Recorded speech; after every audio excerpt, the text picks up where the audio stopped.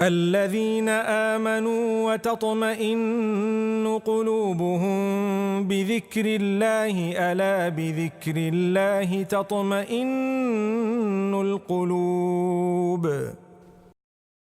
نحمده ونصلي على رسوله الكريم أما بعد قال تعالى أعوذ بالله من الشيطان الرجيم ولقد كرمنا بني آدم وقال تعالى في موضع آخر لقد خلقنا الانسان فی احسن تقویم۔ آج کا عنوان ہے حضرت آدم علیہ السلام کی سیرت۔ آدم علیہ السلام پہلے بشر ہیں، پہلے انسان ہیں۔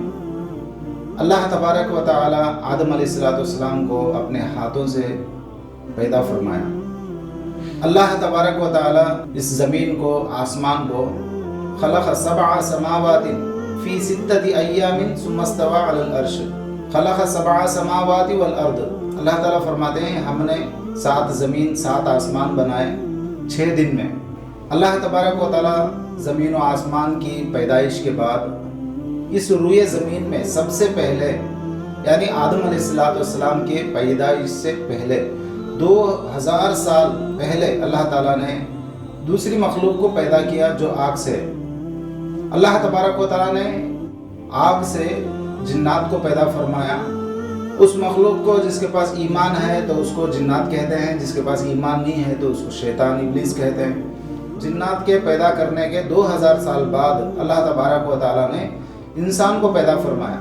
حضرت انسان آدم علیہ السلام کی پیدائش کا مشورہ اللہ تعالیٰ قرآن مجید میں فرماتے ہیں انی جاعل فی الارض خلیفہ، اے فرشتوں میں اپنا خلیفہ بنانا چاہتا ہوں۔ قالوا، فرشتوں نے کہا اتجعل فیہا من یفسد فیہا ویفسک الدماء نحن نسبح بحمدک ونقدس لک قال انی اعلم ما لا تعلمون۔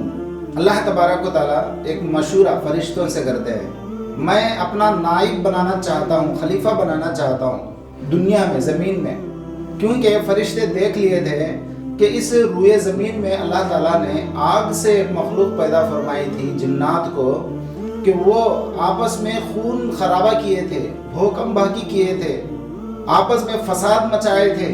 تو ایک تجربہ فرشتوں کو تھا، تو اس تجربے میں فرشتوں نے کہا تھا کیوں آپ ایک اور مخلوق کو پیدا کرنا چاہتے ہیں؟ آپ کی تقدیس بیان کرنے میں، تحمید بیان کرنے میں، تسبیح بیان کرنے میں، تعریف و بزرگی کے لیے، عبادت کے لیے ہم کافی ہیں، ہم آپ کی تعریف کر رہے ہیں، آپ کی عبادت کر رہے ہیں۔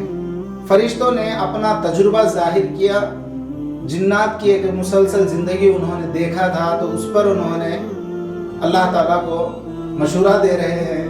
اللہ تعالیٰ کا جواب سنیے، جتنا میں جانتا ہوں آپ نہیں جانتے، جتنا علم مجھے ہے آپ کو نہیں ہے۔ تو فرشتے چپ ہو گئے۔ پھر آدم علیہ السلام کو اللہ تبارک و تعالیٰ نے پیدا فرمایا۔ عظیم الشان فرشتے زمین پر آئے اور پھر جگہ جگہ سے مٹی تھوڑی ٹوٹی، ہر طرح سے الگ الگ طریقے سے سب رنگوں والی سب جگہوں سے مٹی کو جمع کیا اور پھر اللہ تعالیٰ کے پاس لائے جس کو تراب کہتے ہیں۔ پھر اللہ تبارک و تعالیٰ نے اس تراب میں پانی کے ذریعے سے اس کو گوندا جس کو اللہ تبارک و تعالیٰ تین کہتے ہیں۔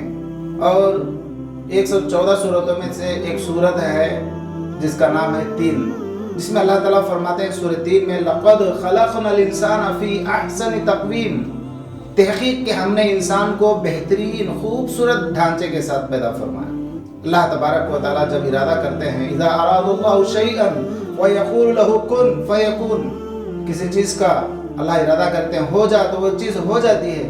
لیکن اللہ تبارک و تعالیٰ زمین کو، آسمان کو، چاند کو، سورج کو، ستاروں کو، آگ، پانی، ہوا، مٹی کو، ساری کائنات کو اللہ تبارک و تعالیٰ اپنی قدرت سے پیدا فرمایا، لیکن انسان کو اللہ تبارک و تعالیٰ نے اپنے ہاتھوں سے پیدا فرمایا۔ اسی لیے قرآن کہتا ہے وَلَقَدْ كَرَّمْنَا بَنِي آدم، ہم نے آدم کی اولاد کو بہت بڑی فضیلت عطا فرمائی، مکرم بنایا، معزز بنایا، بلند مرتبے والا بنایا۔ تو اللہ تبارک و تعالیٰ اپنے ہاتھوں سے مٹی کو جو ہے پانی سے گوندتے ہیں جسے تین کہتے ہیں، اور پھر اسے سلسال بناتے ہیں، اس کو گوند کر خمیرہ بنا دیتے ہیں اور پھر ڈھانچہ بناتے ہیں، کالفخار، جب وہ پتلا بن جاتا ہے تو وہ کھنکھناتی ہوئی مٹی بن جاتی ہے، اور پھر جب وہ پتلے کی شکل میں اللہ تبارک و تعالیٰ اس کو 40 دن رکھتے ہیں تو 40 دن میں فرشتوں کا معائنہ ہوتا ہے، فرشتے جا کر اس جگہ میں دیکھتے ہیں کہ کیا بن رہا ہے اور یہ ڈھانچہ کیا ہے، اور وہاں فرشتوں کا جو سردار تھا، جو آگ سے اس کی پیدائش تھی، وہ جنات تھا، جنات میں سے ایک جن تھا، اللہ تبارک و تعالیٰ کا برگزیدہ ایک چہیتا بندہ تھا، اور وہ اللہ کی عبادت میں کسی جگہ کو خالی نہیں چھوڑا تھا، ہر جگہ وہ عبادت کرتا تھا، زمین کے کسی حصے پر ایسی جگہ خالی نہیں تھی جہاں شیطان نے سجدہ نہ کیا ہو، جہاں اس نے عبادت نہ کی ہو۔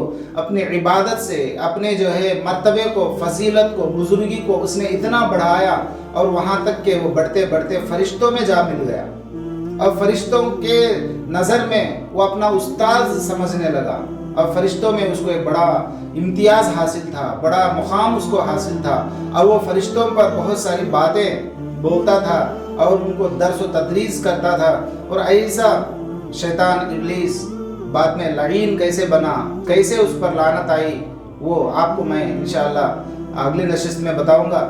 ابھی دیکھیے، اب وہ شیطان اس پتلے میں آدم علیہ السلام کی جو ابھی کھنکھناتی ہوئی مٹی میں تھا، ابھی پتلے کی شکل میں تھا، وہ منہ میں سے گھس جاتا تھا، پاخانے کے راستے سے باہر آتا تھا، اور آنے کے بعد ڈسکشن کرتا تھا، فرشتوں کو بتاتا تھا یہ تو کھوکھلا ہے، اب اگر اس کو ہمارے اوپر فضیلت کے طور پر اگر اس کو رکھیں گے تو ہم اس سے مقابلہ ضرور کریں گے، مقابلے میں اس کو ہم پچھاڑ دیں گے، اور اس کا مقابلہ کرنا بالکل آسان ہے، اس لیے کہ اندر سے یہ کھوکھلا ہے۔